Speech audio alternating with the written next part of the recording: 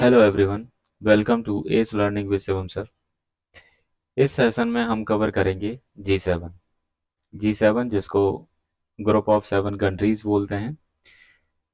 तो ये हालांकि अभी न्यूज़ में है और इसीलिए हमारे एग्जामिनेशन पॉइंट ऑफ व्यू से ये इम्पोर्टेंट हो जाता है, क्योंकि तीसरी बार जो हमारे प्रधानमंत्री चुने गए हैं, नरेंद्र मोदी जी, उनका पहली जो फॉरेन विजिट है वो जी7 के लिए होने वाली है।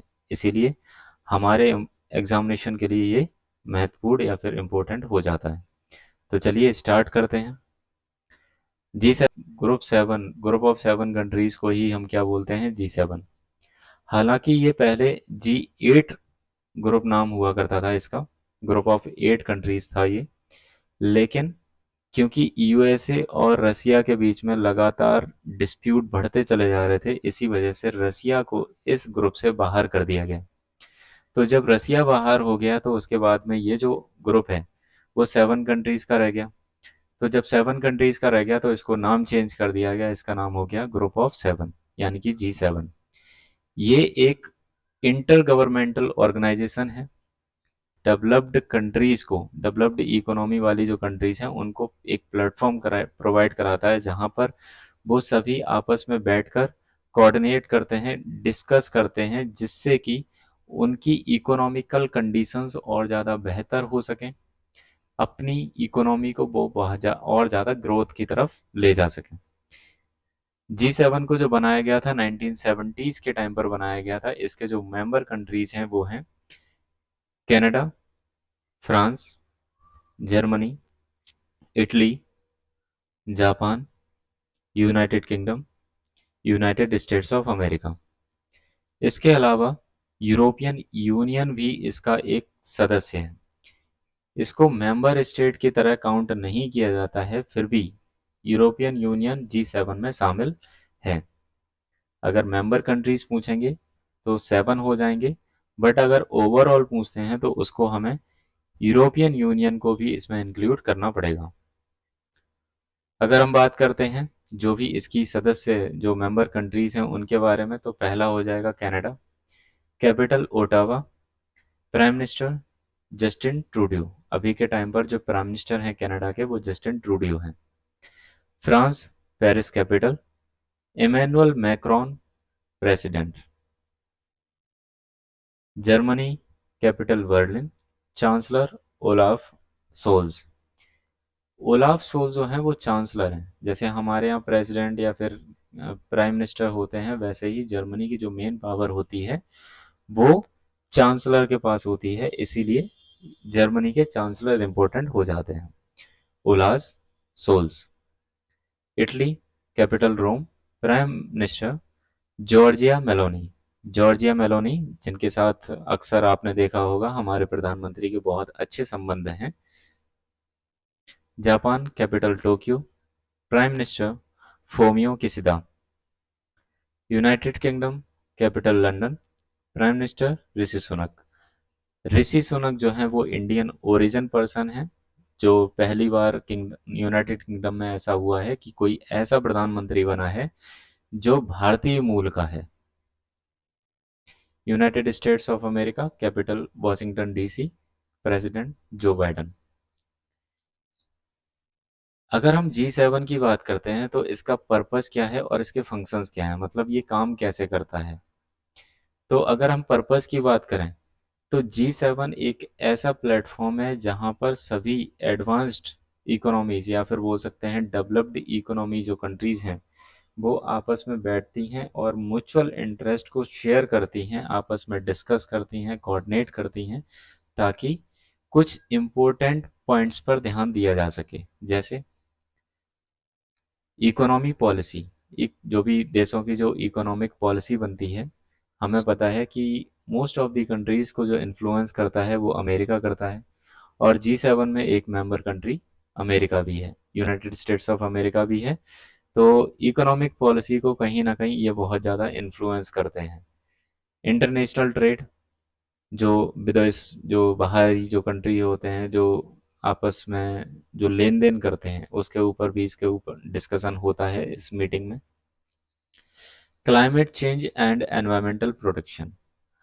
अब जब हम इकोनॉमी की बात करते हैं और क्लाइमेट और एनवायरमेंटल की, अगर एनवायरमेंट की बात ना करें तो ऐसा पॉसिबल नहीं है, क्योंकि climate, environment, poverty, safety, security, ये कहीं ना कहीं हमारे इकोनॉमिक कंडीशन में एक बूस्टिंग का काम करते हैं। अगर ये सारी चीज़ें अच्छी हो जाएंगी तो हमारी इकोनॉमी ऑटोमेटिकली एक ग्रोथ की तरफ बढ़ने लगेगी। इसीलिए इसका जो चर्चा का विषय बनता है वो एक क्लाइमेट चेंज और एनवायरमेंटल प्रोटेक्शन भी बनता है। Next, security and international relations. Security जो सुरक्षा है, और दूसरे देशों के साथ में जो संबंध हैं वो कैसे अच्छे हो सकते हैं। Public health, development aid and poverty reduction. अब जब हम इकोनॉमिक कंडीशंस की बात करते हैं, हमारी इकोनॉमी की बात करते हैं, और वहाँ पर पॉवर्टी रिडक्शन की बात ना करें, तो कहीं ना कहीं ऐसा लगता है कि हम चर्चा तो कर रहे हैं बट वो अधूरी है। क्योंकि जब हम इकोनॉमी की बात करते हैं तो इकोनॉमी का मतलब है हमारे देश के जितने भी नागरिक हैं वो एक अच्छी अर्थव्यवस्था में रह सकें, एक अच्छी व्यवस्था उनके लिए हो सके।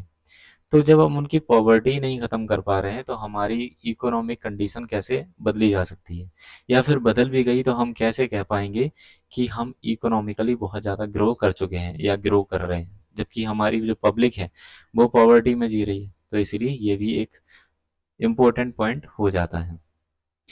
G7 की जो मीटिंग्स हैं उनका जो रिजल्ट रहता है वो क्या रहता है, joint statements of communiques outlining the group's position and planned actions on various issues. जो भी इशूज होते हैं उनके ऊपर कैसा सॉल्यूशन हो सकता है, क्या क्या बेहतर हो सकता है, क्या क्या इम्पोर्टेंट पॉइंट्स हैं जो हमारे समाज के लिए, हमारे सोसाइटी के लिए अच्छे हो सकते हैं, वो इसमें डिस्कस किए जाते हैं। 2024 यानी कि 2024 G7 समिट की बात करें तो ये इस साल होगा इटली के अंदर। इस साल जो होस्टिंग कंट्री है वो इटली है। इसीलिए जैसा मैंने बोला कि प्रधानमंत्री हमारे जो हैं उनका, इटली के जो प्रधानमंत्री हैं जॉर्जिया मेलोनी, तो उनके साथ अच्छे संबंध हैं। इसीलिए उन्होंने ही, जब उनको मैं इस साल का जो प्रेसिडेंसी जब उनको प्रोवाइड कराई गई तो उन्होंने इंडिया को चीफ गेस्ट की तरह इनवाइट किया। तो इसीलिए हमारे प्रधानमंत्री की जो पहली विदेश यात्रा है तीसरे चरण की, वो इटली में हो जाती है, क्योंकि मेजबानी जो कर रहा है G7 समिट की 2024 के लिए वो इटली कर रहा है। की एस्पेक्ट्स क्या रहेंगे जो 2024 का समिट होने वाला है। लोकेशन तो पहले पर आपको पता ही थी कि इसका जो वेन्यू रहेगा वो इटली रहेगा। फोकस एरिया जो इसके रहेंगे, अच्छा, जो भी G7 की जो भी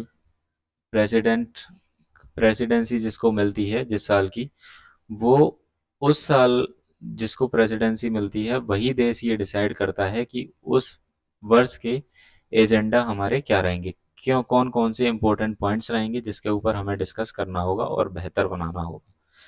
तो इसकी अगर बात करें, इटली में डिसाइड किया गया है ग्लोबल इकोनॉमिक रिकवरी के लिए, ग्लोबल इकोनॉमिक रिकवरी के लिए क्लाइमेट चेंज पर चर्चा होगी, टेक्नोलॉजिकल इनोवेशन, कैसे हम टेक्नोलॉजी को बेहतर से बेहतर बना सकते हैं हमारे ह्यूमन काइंड के लिए, जियो पॉलिटिकल टेंशंस, क्योंकि लगातार जैसे हम मॉडर्नाइजेशन की तरफ बढ़ रहे हैं, कहीं ना कहीं आपस में जो कंट्रीज हैं वो उनके डिस्प्यूट्स भी बढ़ते चले जा रहे हैं।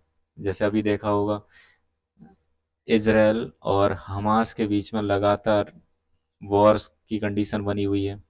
वैसे ही कुछ टाइम पहले रसिया और यूक्रेन के बीच में कंडीशन बनी हुई थी, वॉर की कंडीशन बनी हुई थी। वैसे ही अभी मॉडर्न, जैसे जैसे मॉडर्न हो रहे हैं, हमारे पास इक्विपमेंट्स बढ़ रहे हैं, हम वैसे वैसे देश जो हैं आपस में डिस्प्यूट की तरफ और ज़्यादा बढ़ रहे हैं। तो जियोपॉलिटिकल टेंशंस को कैसे कम कर सकते हैं उसके ऊपर चर्चा होगी।